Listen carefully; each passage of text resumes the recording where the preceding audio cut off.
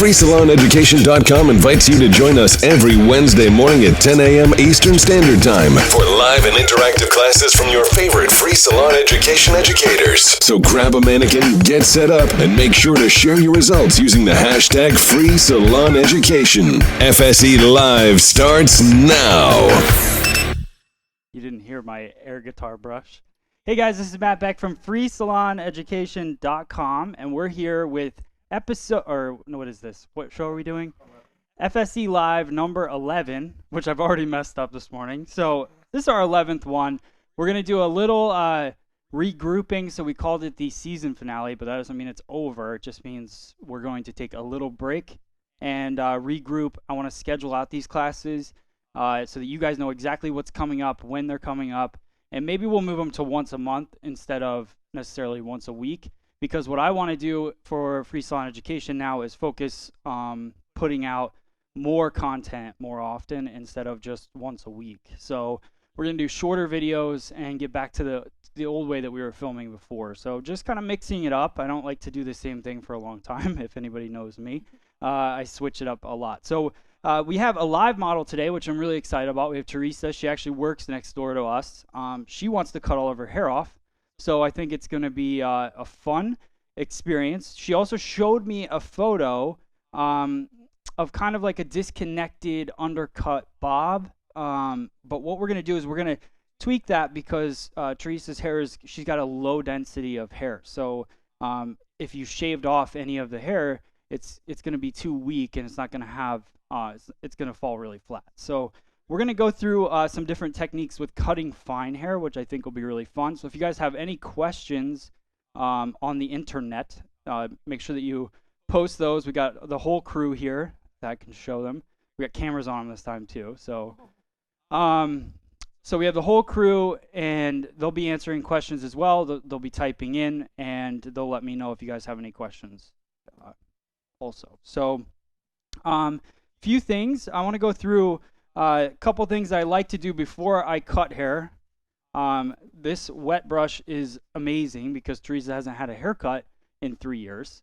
So it's a little tough to brush through typically. But with a wet brush, and we're not affiliated with this company, but I love the way that this brush works on wet hair. And so I use that to really just get the hair combed back. And then what we like to do is I'm going to use a wider tooth comb I'm going to work some product through. So right now I'm loving the Bricado Hold On gel for cutting with. And I like the Actives Serum as well. So I mix those two together. I start at the ends, get to the base. So let's work that through. I'm actually going to need a smaller comb, like a 339 comb. Do we have that anywhere? So unprepared. All right. I'll work that through with the wet brush a little bit. Then we'll go through with our YS Park 332 comb to work it through even more.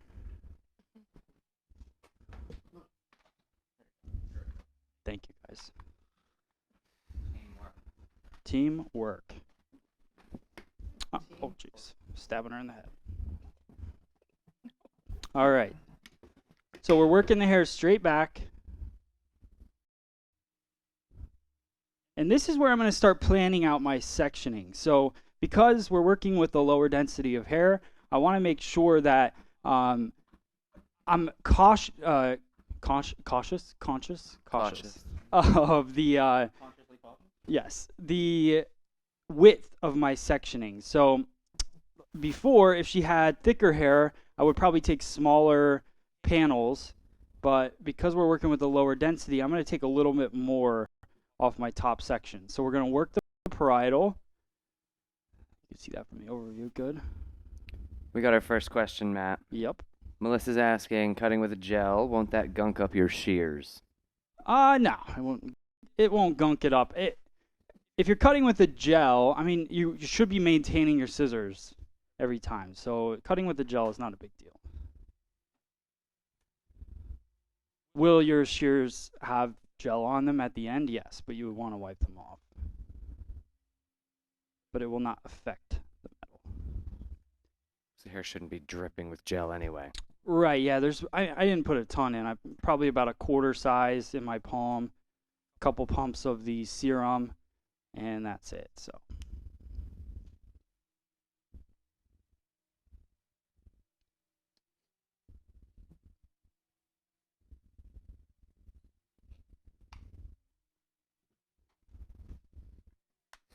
her hair's gonna be so healthy when we're done. Random side note that I learned yesterday about the wet brush. Yep. Apparently, it's also really great to use on dry hair when you have extensions. A friend of mine's she uses clip-in extensions for like her whole life, Okay. and she said she just loves using the wet brush to get through it when they're dry. She got to be real careful, and it just glides right through. Yeah, because the bristles are just so soft and flexible. So anytime it hits something that's gonna tangle it, it bends so it doesn't mess up the hair. So you can see, let's go to this. Yeah. So right through here, see if I can put my comb behind it and see. The density is so low. This section, you just have to be very careful when you're building, because if I start layering this right away, it's going to be too weak. So I want to build a pretty solid baseline, and then we're going to go through and layer the top. So that's what we're going to do first. Even the back section here, from the crown down, I can still see through that. So that's how I know that with the lower density, I need to be really careful of how I go about cutting the structure in.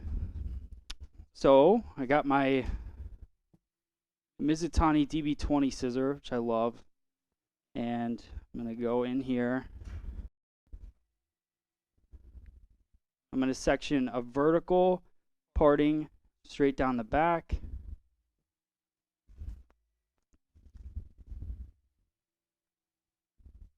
And the great thing about this haircut is what we're going to do, Teresa wanted like the undercut feel to the haircut. And what we talked about is she loved the outcome of what the undercut looked like. And that's because it has the longer layers and tucks under. Her hair is already, because of the low density, we don't have to shave this off to get that effect. But we want to build up some weight underneath it, so then this top can fall over. It's still giving it that stronger feel. So we're going to cut two types of graduation. We're going to cut a shorter graduation underneath, and then we're going to let the layers fall over top, and we're going to cut more of a blunt feel through the top of the haircut. So the bottom will be much shorter than the overall haircut will feel.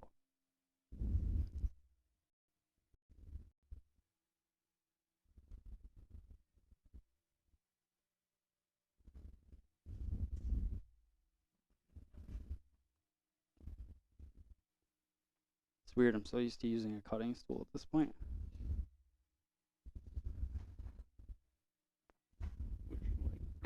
Would you like one? I tried to talk and it just didn't come out. You know what? Can you? Yeah. Yeah, let's get that. 'Cause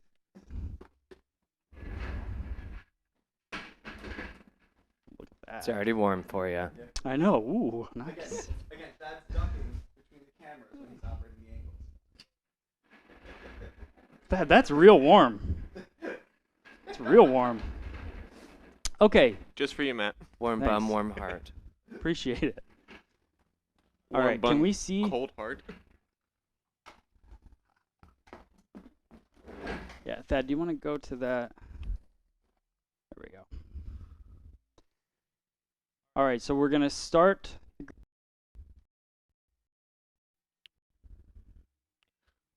And even as I go into this haircut, I'm looking at the width here and the hairline. So the hairline is weaker on this side and a little stronger. It grows kind of over and down on this side and grows straight down on the other side. So even when you comb it down, you're going to see some of those things, and you're going to want to not use a lot of tension because you want the hair to kind of do what it's going to do. So I may even just like tap it to her neck so it'll do what it's going to do on its own, and then go in and cut it after that.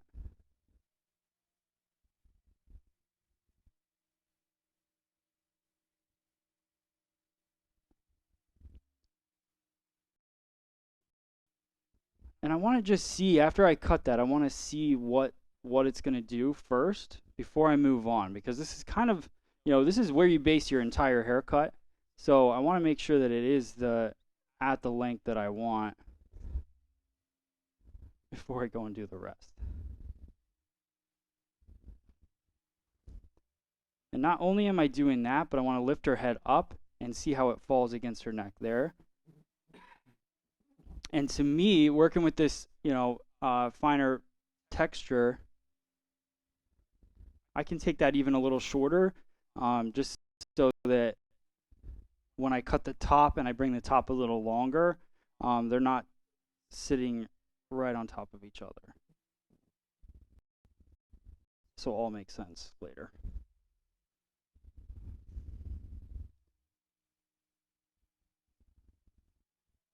So we're cutting in strong line.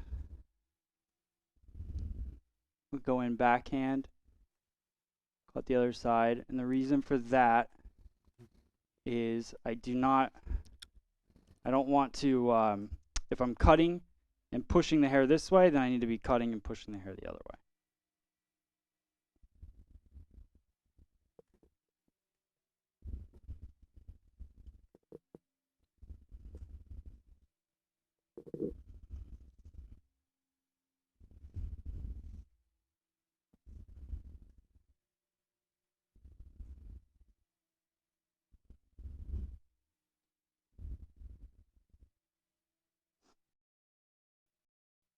Alright, I'm going to go high occipital bone horizontally and section the rest of this out.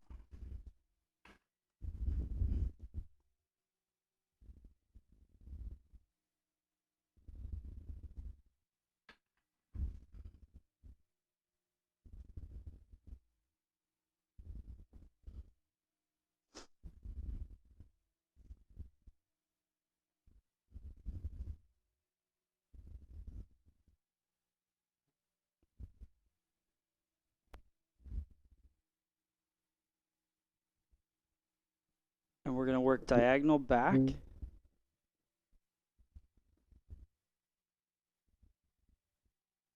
Still working on a graduation. Hey, Matt, do you want to... Can't see. How's that? That looks like it's going to be perfect.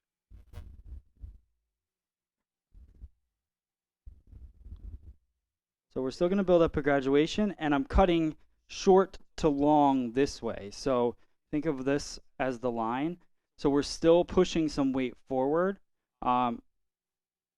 as we cut, but we just, the key here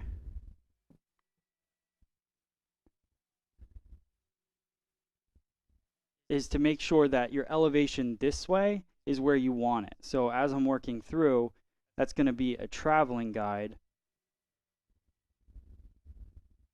Just taking a little bit of what we previously cut and elevating it a little bit higher. Same angle though.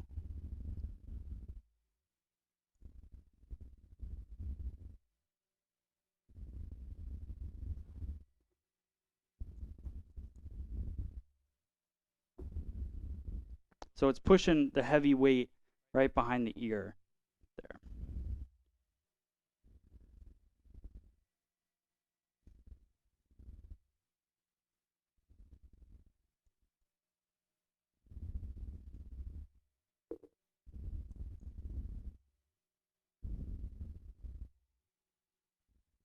And Matt, you want to just clarify where you're directing all that hair? Are you going to the center of the section you're working in or to the center of the head? I am going straight out. Okay. I'm going straight out. The only change is my finger angle. So my finger angle is shifted out from the head. So that if you could show the overview.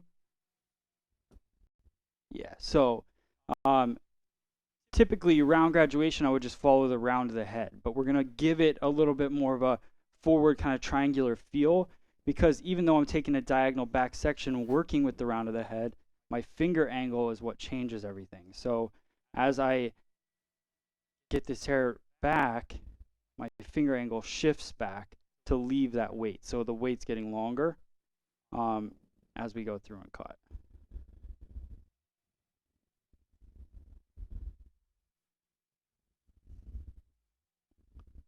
close away.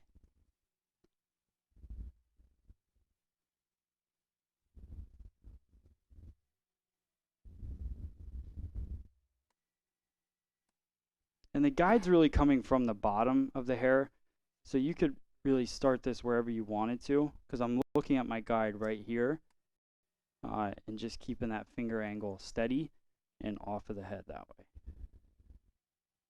Traveling guide, so everything is coming into my hand and straight out from the head.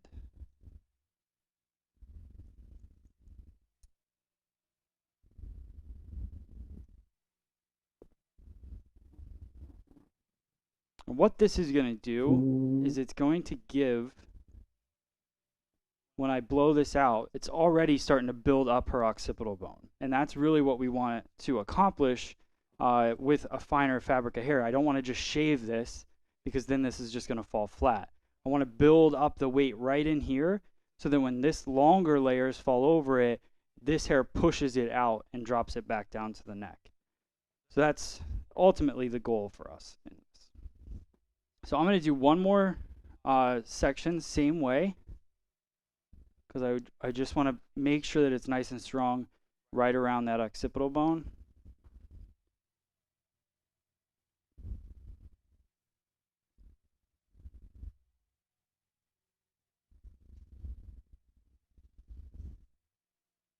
So we'll go low crown, high occipital, right about level with the ear. Now it's going to change with the different guests you're working with, different densities. But for this hair type, we're going to go right there.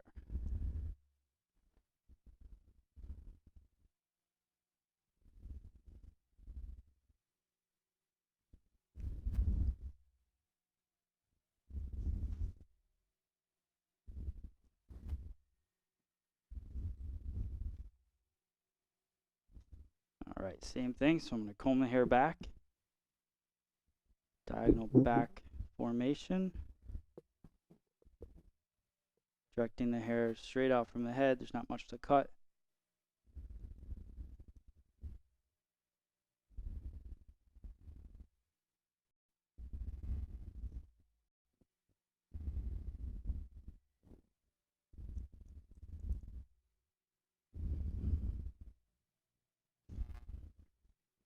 Back the other way.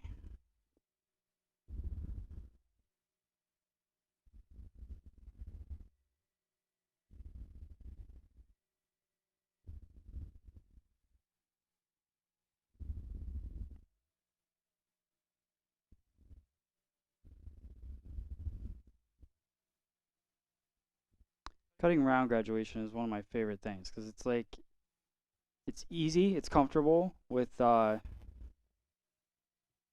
your partings and your body position. So I seem to be more consistent with cutting around graduation than I am anything else. So this will basically cross over and meet the other side, and that's when we'll be complete.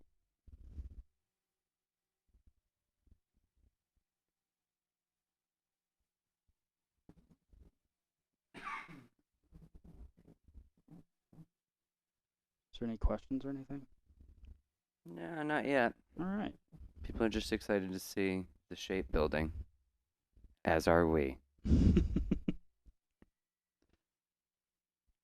Obviously, Seis de Mayo leaves it kind of quiet in the chat room. Oh, yeah. That's a good point. So yesterday we decided for Cinco de Mayo we were going to go have margaritas. That's a dumb idea. There was a line of cars for 3 blocks waiting to get into the restaurant. Because I guess there's only one Mexican restaurant around here. There's only one Mexican restaurant that I think serves alcohol. Okay. All right. So we had pasta and martinis. All right. So now you can see through this, but I love how the shape starts to build out. You can see underneath here as we peek at it. It's not affecting anything. I didn't want to have like a strong forward feel to the shape already because that's how we're going to take the rest of her hair. So I wanted it to be nice and light. So I didn't want to push too much of this weight. So you can see because we were cutting the round shape, it does have a weight line in here, but it's not too heavy. And this will tuck back nice because of the round graduation that we cut in there. Now, also because of the graduation that we already put in, the shorter one, you could see how this will tuck underneath as long as we cut it at the right length. So what I like to do is just comb it down, and with this we're going to just cut blunt all the way around the head at the line that we want. So if we want it angled a little bit more, we'll angle it. But because we're working with a low density, we can kind of have some freedom with just using our scissor to create that line instead of using a lot of over direction. So I'm going to go through, grab,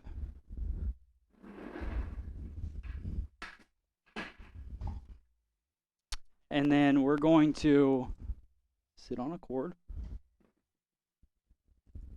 comb it down.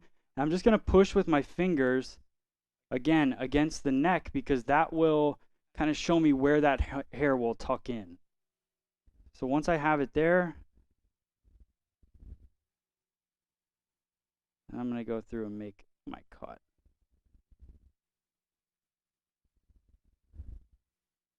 If she had a heavier density, then I would definitely take this in, multiple sections. But again, we can see through the section, so it's okay. We're going to cut this square back. So now I go from having the hair, cutting it right against the skin to going in my fingers because the neck starts to move away.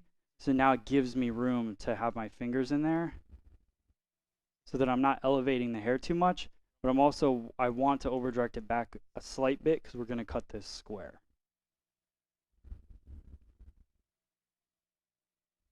So square back there.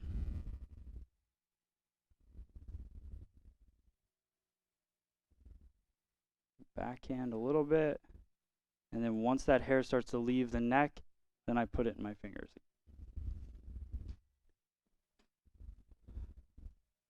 Square back means basically I'm cutting this in line with my chair back. And we're only bringing it from about the ear back to me because I don't want too much over direction in there. There's really no point to pull back more than this because you're going to cut it all off anyways. So.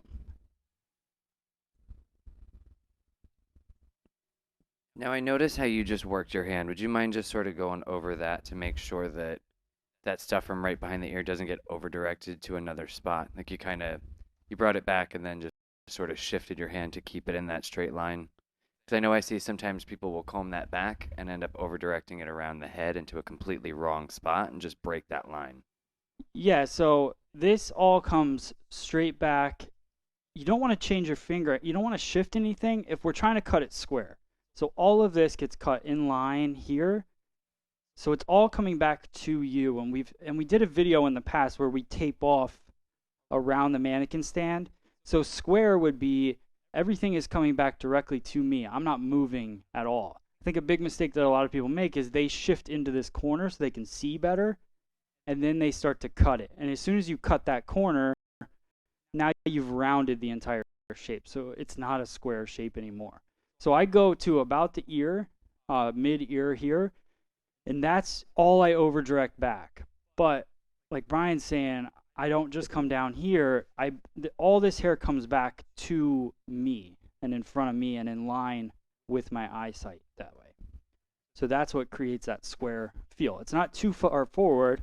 It's not triangular. Triangular, would be bringing all of this back here and really pushing that weight forward. So now to continue the square feel, we're going to cut this square because I'm not going to over direct it, but I am going to change my finger angle a bit to give it a little bit more length in the front. So we're just combining a couple techniques. So my finger angle, You can see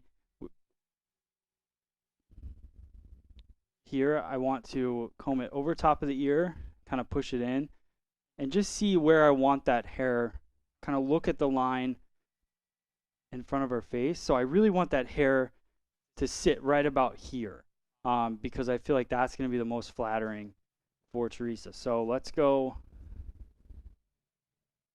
right here, slight angle with my fingers, not too crazy. I'm not trying to take this back 10 years. Hey, Matt, can we move her back to your right? Yeah. Matt, when you Yeah. hold the hair with your hands compared to the comb, are you holding it with more tension than? I'm very lightly holding this. So my fingers are not even tight right now.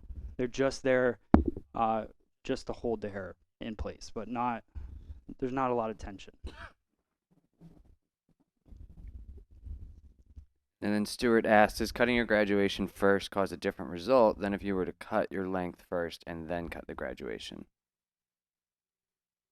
I don't know if I know what he means. I think how, like, you determine your length by cutting the graduation. Like, you went straight into, rather than lopping it all off because it was so long and then doing the graduation. You know what I mean? Oh, okay. Yeah, it doesn't make a difference. To me, I don't think it does. I like taking all the hair off at the same time, because I would want to go through and do that entire haircut, and then to do like the one length. Like, I wouldn't just chop it all off. I would want it to be like cut.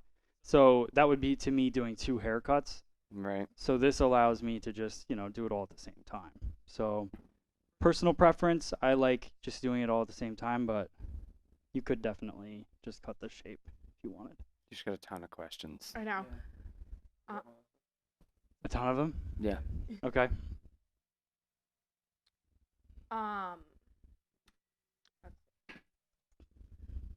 Now, if someone had thick and heavy hair, would you just shave it underneath, or would you continue with this?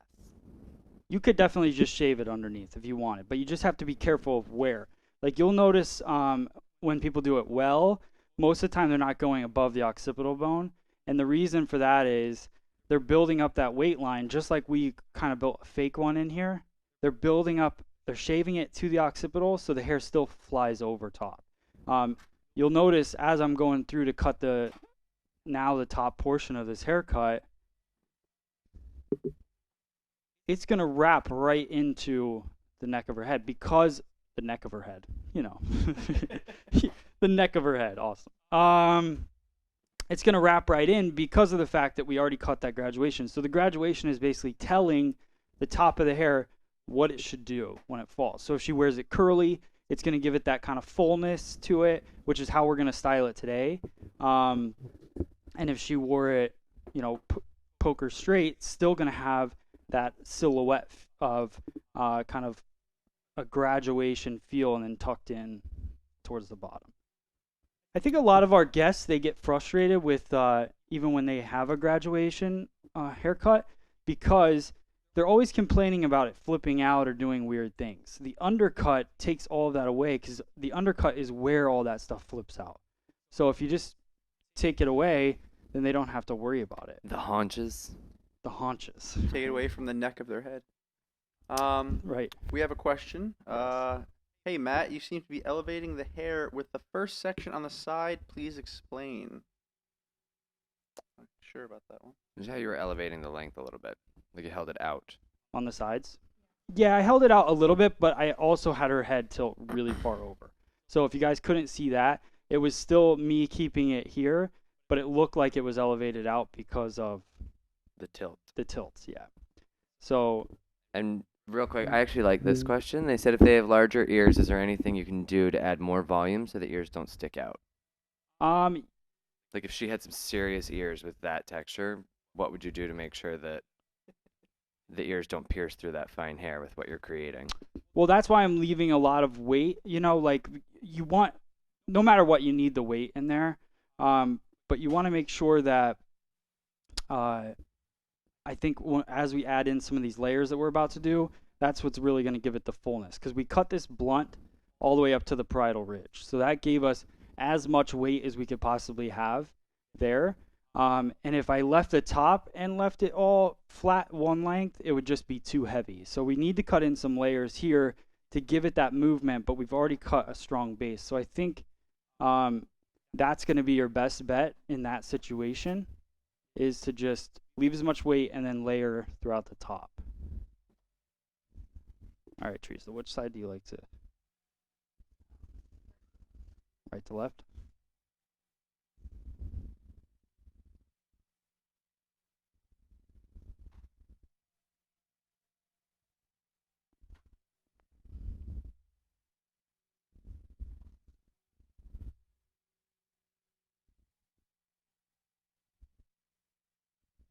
And the good thing about putting the product in before the haircut is we have been combing the product through the entire head the whole time. So when we go to blow it dry, it's going to have really nice even saturation of product on the hair.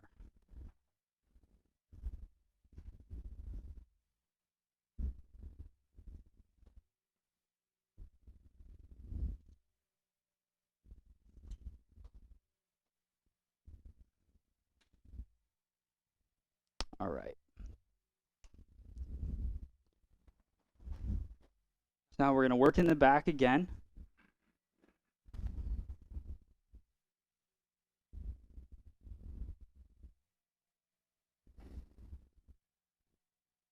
I'm thinking, I'm allowed to change my mind.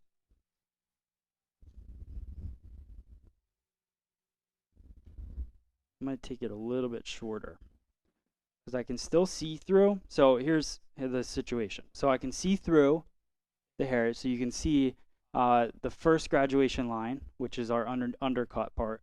Then you can see the second line. I want to make that second line about half as short as it is right now. So I want it to be just underneath of our current graduation, which is a very simple thing to do. And you don't really know it till you comb that top over. But I definitely want the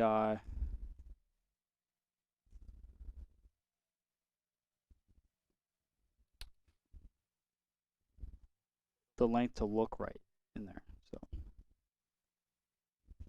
cutting through, I'm doing the same thing. This is what I would have done anyways. So still cutting square in the back.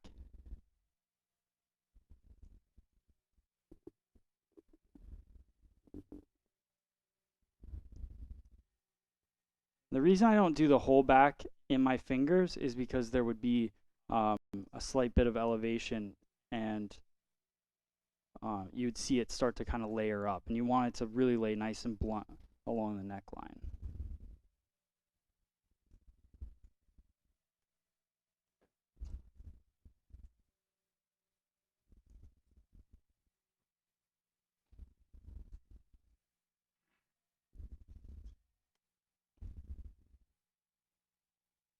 All right.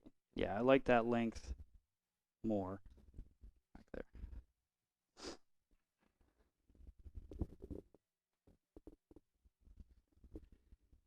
Matt, what factors do you need to take into consideration when creating an undercut?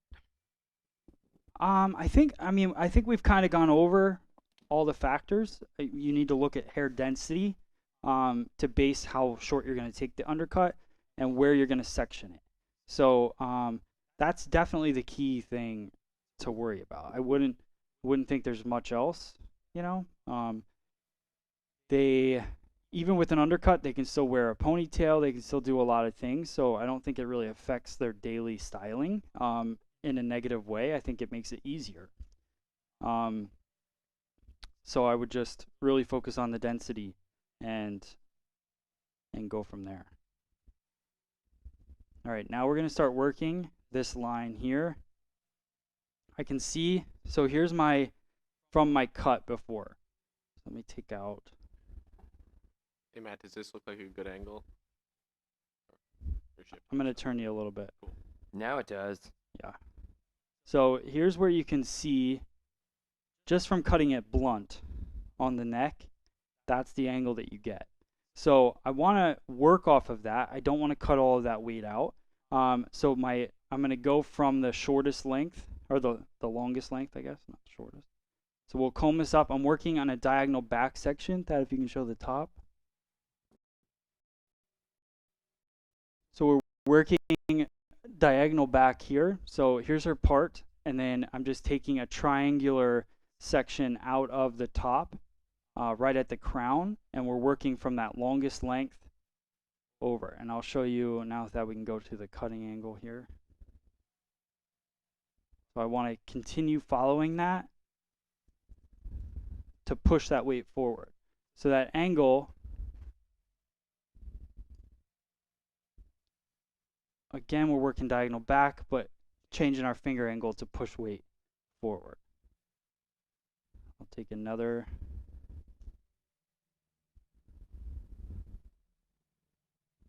diagonal back section, and I'm combing it to my previously cut section.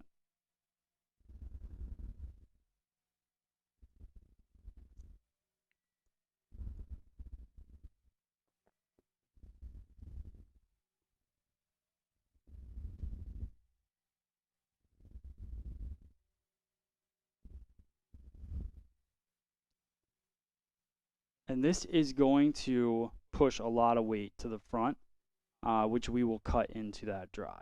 So don't you guys worry about it. Don't you worry. Don't you worry. Matt, someone asked, does the shape of the undercut really matter? Yes. So shape of the undercut is really important, especially with fine hair, and that's what we're really going over today.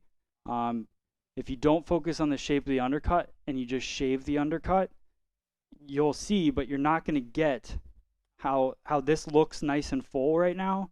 If that were shaved underneath, it would just be flat. It would be laying there and it would look really skinny.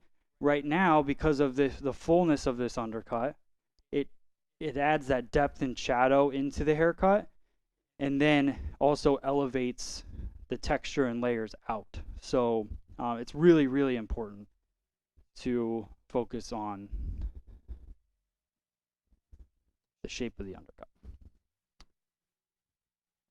Trust me, if it didn't matter, I would have just shaved it off.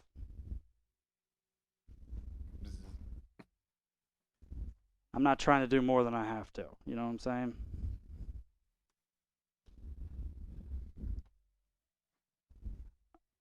All right. Working with the same line, I'm just working on the opposite side, but my body position is staying in the same place because I want to cut short to long. So I was pushing the hair here and cutting. Now I'm pulling the hair to the same spot and cutting. Justin, you have ferocious typing fingers. Slams those keys. Yeah, he does. Aggressive lifestyle.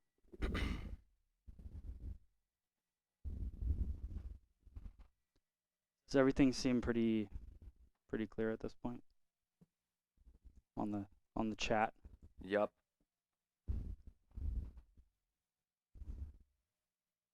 So over directed everything back.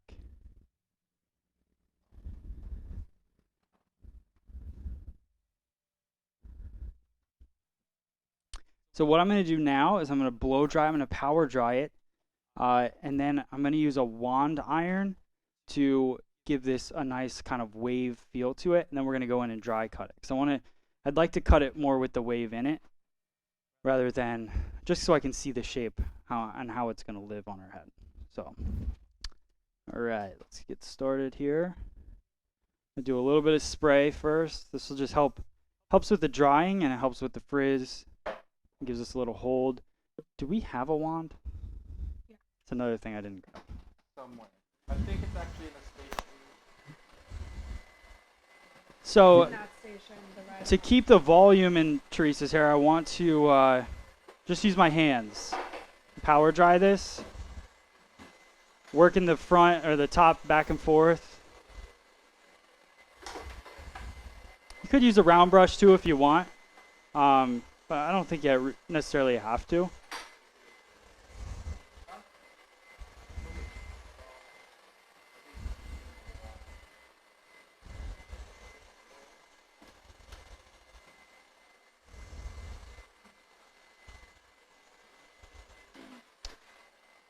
But I love already you can see how that underneath just pushes the longer hair out.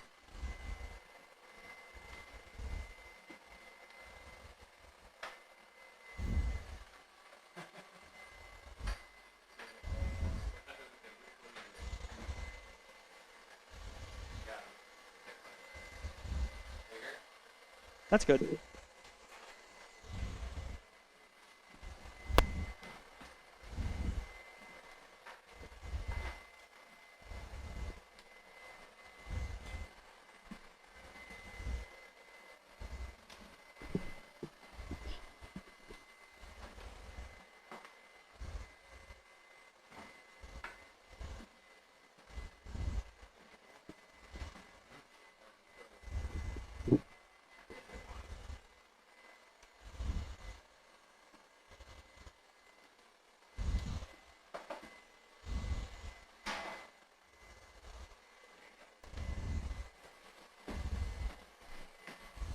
Thank you. Thank you, guys. Thank you. Thank you. Teamwork. Teamwork. Don't worry, Dre. We got it.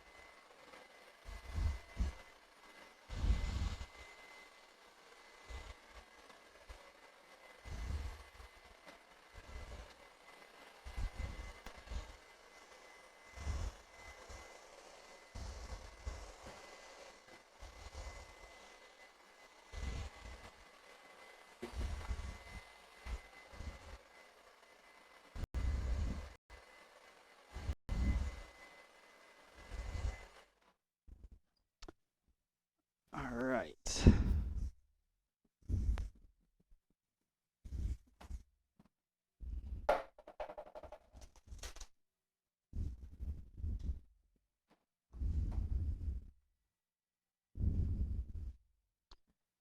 So I'm just going to quickly go through here. What I like about this type of haircut is it can be really undone. I think the more undone it is, the better it looks. So we'll go through and just take some big sections.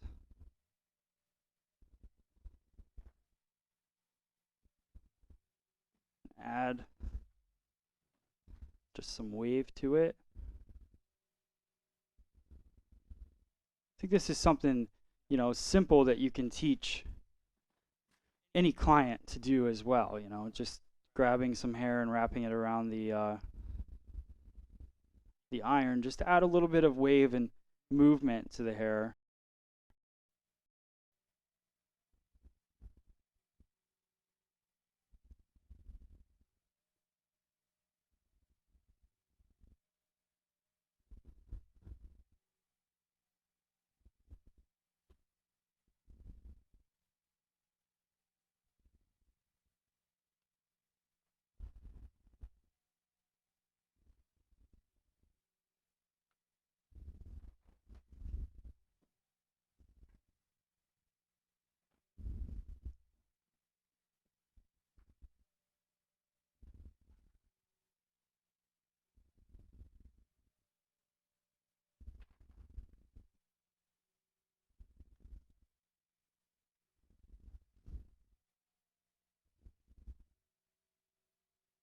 Still no questions?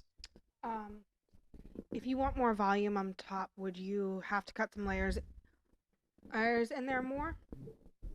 I did cut a lot of layering, actually. So, and we're going to cut a little bit more as it dries. So you don't want to overlayer, but as long as there's structure in the haircut, you're going to get a nice amount of volume. So just really make sure that your elevation makes sense for where you're at in the head.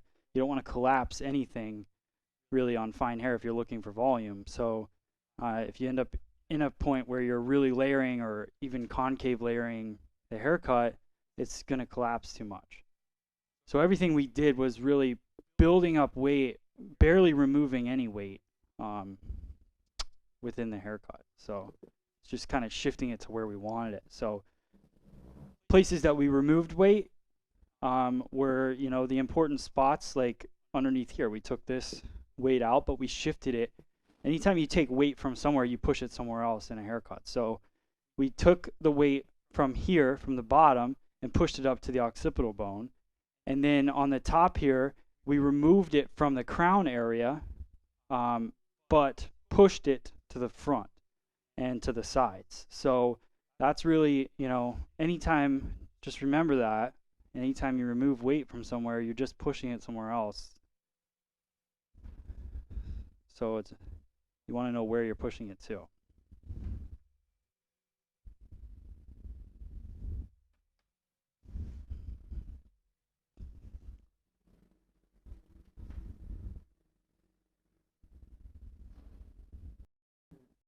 Someone asked why you're curling it before you dry cut it. Because I'm pretty much done. So I'm not really worried about any of the structure. I'll probably just lighten up some areas that look too heavy when it's curly. But for the most part, I'm done. So if I had a lot more to cut, then I would blow it dry smooth and cut it so I could see, you know, the lines or whatever. But at this point, I'm pretty much done with the haircut.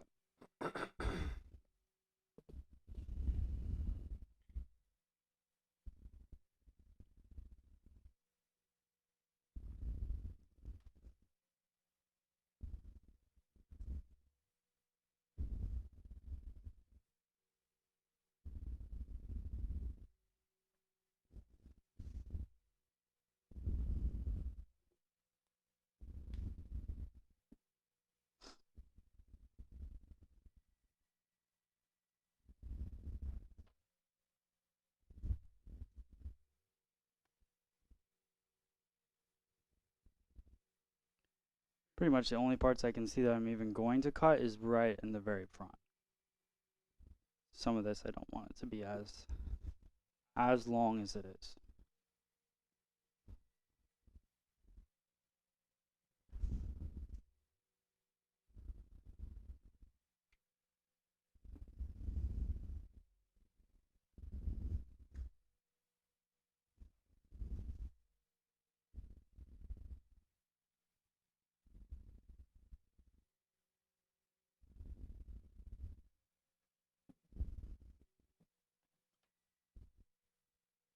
How many people do we have joining us this morning? A few?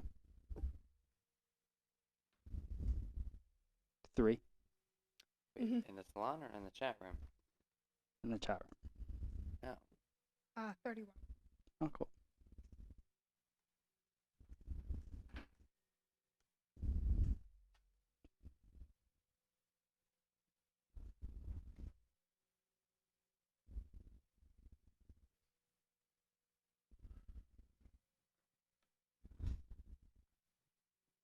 And I just love, I mean, she has pretty fine hair, and you can see how much that builds out. That's why the undercut works. But like we were just saying, it's really important to focus on the shape of the undercut to give it that lift in the back.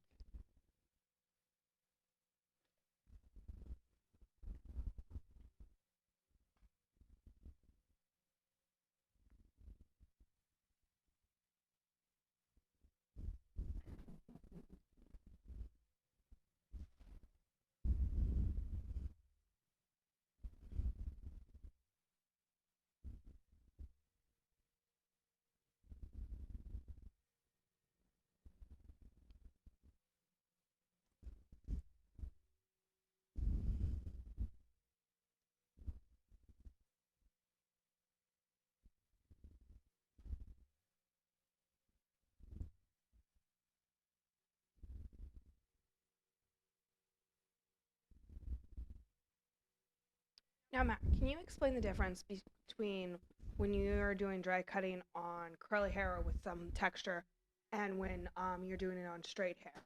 Why sometimes you flat iron it so it's as straight as possible, but in this instance, it's okay to do it on curly hair? For dry cutting? Yeah. So, like I said, I'm done with the haircut. If I wasn't done for the most part, then I would blow it dry straight. When you see me do that, it's usually because I haven't cut the top at all. I haven't done anything. This haircut is going to be worn with some texture, and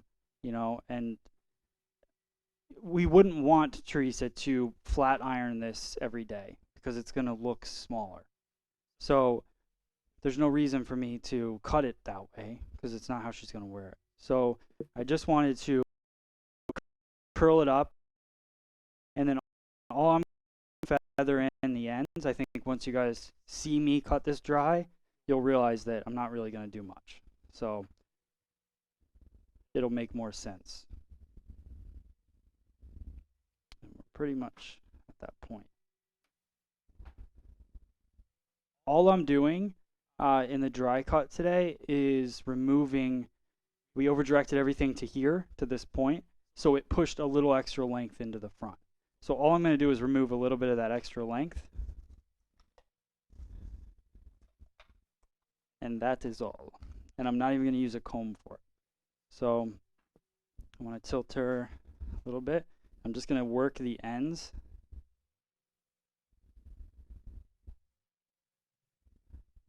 Pop some of that in there. I like that feel.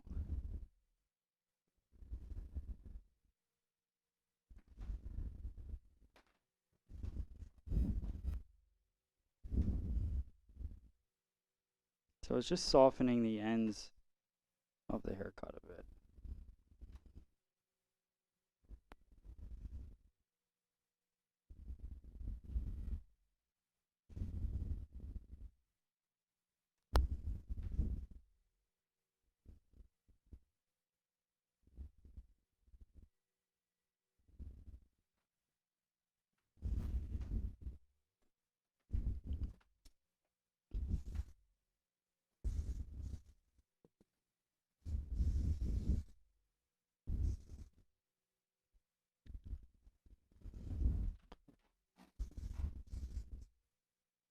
Little spray.